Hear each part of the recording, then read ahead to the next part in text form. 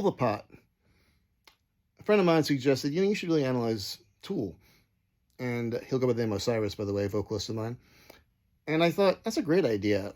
It fits right into the kind of stuff the kind of music people want to hear talked about.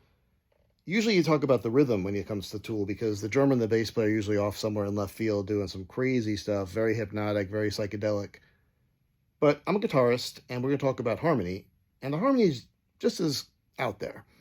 Simplistically in a lot of ways, but still a little bit more complicated than you might think. That part I just played, these are bar chords, by the way. G and F. They look a little weird because the song's in D and I have to tune the E string down. When he goes, which is also the beginning, right, the bass players play that E flat,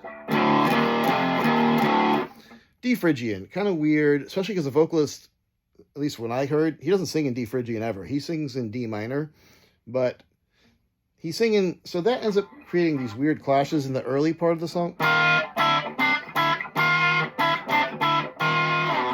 That high note would be the vocalist note, the low note's the bass player. Those are a lot of the harmonies you're hearing. They're ninths, and they're kind of off-putting if you're, used to kind of pretty sounding stuff. That's not particularly pretty, and a lot of the things are landing on ninths. Not all of them, of course.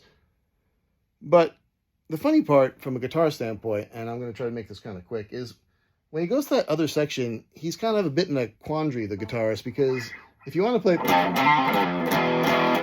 that's a bar chord, you've got to play a B natural at that point, because the 2 chord in D has a B flat, and that way you get this chord,